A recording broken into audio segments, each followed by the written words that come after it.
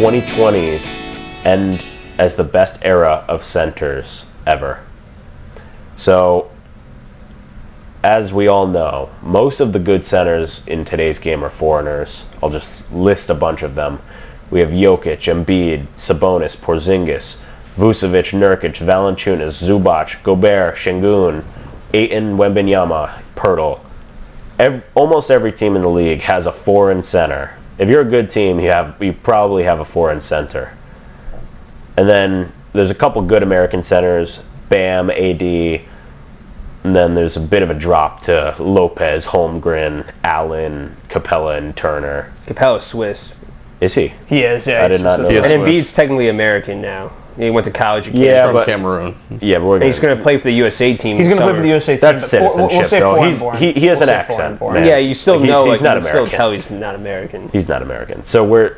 But no, Capella's not American He's a either. foreigner. Okay, I didn't know that about Capella. Good catch. He's from Switzerland. Okay. So, I mean, has there ever been this much big man depth in the NBA at one point? Well, I mean, historically, pretty much up until Michael Jordan, the consensus was always, draft the big. Yeah. Draft the big. Like, that was like... And before then, all the greatest players in the league greats, were all... yeah. And Hakeem in that draft, he went first overall, partially due to that kind of mindset. Yep. Yeah. So, obviously the Rockets they fared well. They got a generational player, but it's not Michael Jordan. It's not...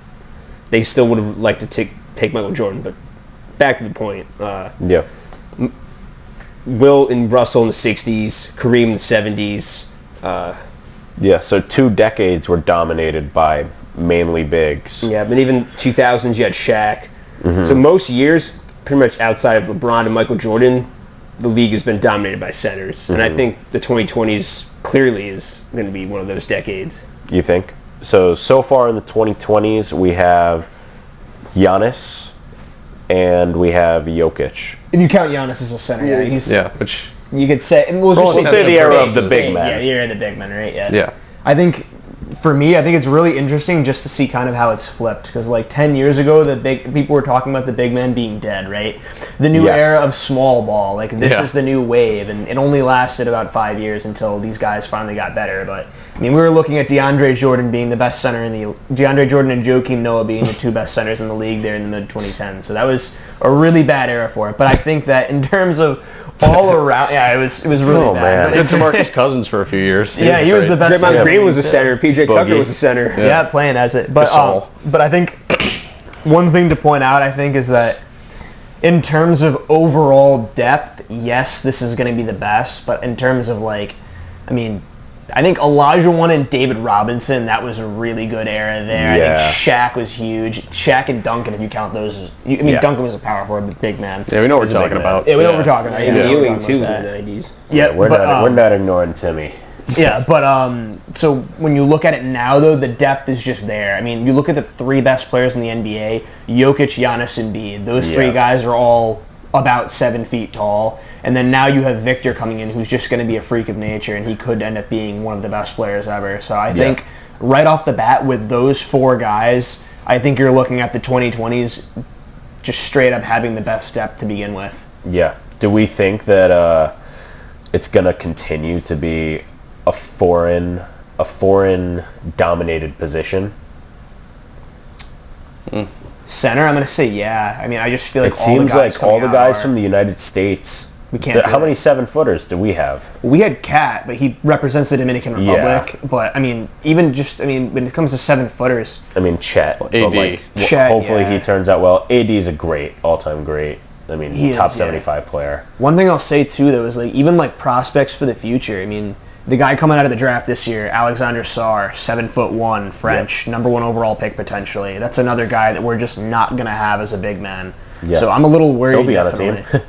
He'll be on a team, but obviously that the Americans were not producing. But I'm a little worried definitely about what we're doing at the center position. I think it's definitely going to also come down to winning. I mean, Gobert is one of the best defensive centers of all time, but he's never won, so nobody would pay him any mind in the 2010s. I mean, he won the Defensive Player of the Years, but He was also too limited as a player. He couldn't. He can't shoot dunk. threes, He can't do anything other than dunk, Yeah. basically, on offense. So, as the game evolves, and if the big men keep winning, I think, it's going to be tough for it to be the best era of centers. I think that back when it was Wilt and Bill, it's a little bit of a harder argument to make because And Bob Pettit, too. being and Big Bob Bob. Pettit, yeah, just being taller at that point just made such a difference. 70s Moses and Kareem. Yep. One final point I want to point out here about this topic is that it honestly kind of has been somewhat dominated by foreign guys just since, I guess you could say, like the Olajuwon era. Yeah. Hakeem Olajuwon was from Nigeria, so like obviously, I mean, he represented the United States down the line, but he was a foreign-born player. Dikembe Mutombo as well, 4-time Defensive Player of the Year, Yeah, foreign-born can't forget about player. him. Tim Duncan, even, I want to point out, he's obviously American, but he was born in the U.S. Virgin Islands. I mean, it's not the continental United States, I guess you could say, if you want to spice it up a little bit there, with Karl Anthony Towns being from New Jersey but representing the Dominican. But I think that, yeah, we're definitely going to, I mean, it's just a trend, and I think it's going to continue. We can't forget the man who claims to have killed a lion, Manute Ball. Yeah. I mean, stud. I think 2020 will be the era of talent in the center position. Yeah, I And mean, what's funny is Hakeem changed the center position forever in the 90s. You're completely right. And before him, you could be a sort of gangly, uncoordinated center and just play for 15 years. And, you know, the guys like even a Robert Parrish kind of not changed position, but showed you could do more than just be big. Like, you can be fast and switch. And I mean, nowadays, you have the guys with the athleticism of Hakeem and can shoot threes and can dribble. And now we're stuck with Jokic and Embiid and Wembanyama. And we're saying a guy like Rudy Gobert isn't even that elite today in the center scape. And in the 90s, he would have been excellent. He would have been great. His skill set would transfer well to the 90s. Or any era, but yes, exactly. Yeah. So as far as just the depth and talent at the position, we're setting up to have that, of which we've never seen before. But in the 90s, like you said, in these other decades where you have Moses and Kareem, that's two top 10 and top 20 centers. Then you have Shaq and Duncan. Okay, that's two top 10 players of all time.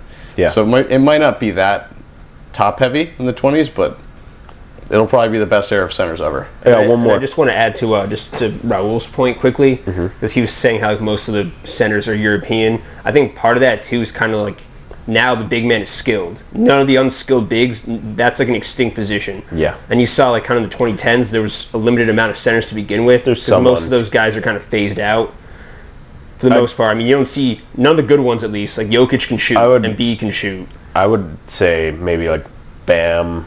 He can shoot if he's He can wide score. open. It's like 10 foot. He had like little hawks and Mid-range, faders, yeah. he can't shoot the three. He can shoot mid-rangers, though. I mean, and like Sabonis is an absurdly skilled player. He can't shoot threes either. So you don't necessarily have to shoot threes. Score. But to be elite, to be like one of the top. I mean, Giannis, I guess, doesn't shoot threes either. But they have the fundamentals, and Giannis is a physical freak. One question I would also ask: do you guys think that the center position is gonna, in the future, start to sway more towards the swift and like more? I don't want to disrespect Jokic and Embiid, but say more like looks more like a forward that's 7 feet tall, like Wemby or Chet, or do you think it'll be still the big body guys who develop more skill? Because this draft could end up with two incredible all-time centers. Depending on, I think Wemby's definitely going to end up being an all-time great. That's just my opinion. Chet, we'll see how he pans out. He has the potential, but a lot of people think those guys have to put on mass, but It's a lot of hard to people draft also, guys with that weight. it There aren't many does guys like that. that are big. Yes. Yeah, I mean Giannis was super skinny and he bulked up a lot. he also grew a couple inches, too. But it also kind of diminished his skill set. Like he was shooting threes when he was a rookie. He's not as willing to take them anymore, or free throws. Any other points? Yeah, I think that, honestly, it's just going to depend on the talent of the player. I think that's all it is. I think Jokic is one of a kind, I think, really. I mean, we've never really seen something like him before. Like a guy like this that can do everything that he does and just barely be able to jump onto a curb with his vertical and just like I've never seen him dunk. I've seen him dunk a couple times, but nothing special. I haven't. Nothing special. One-handers, but no, I think definitely it's just going to depend on talent. So we're going to see what happens with Wembanyama. We're going to see what happens if there's another guy that comes into the league that is built like Jokic, built like Embiid, maybe. And if not, maybe... There aren't many guys like that. Yeah. Yeah. Thank you for watching. Definitely like, subscribe, and check out some of our other content.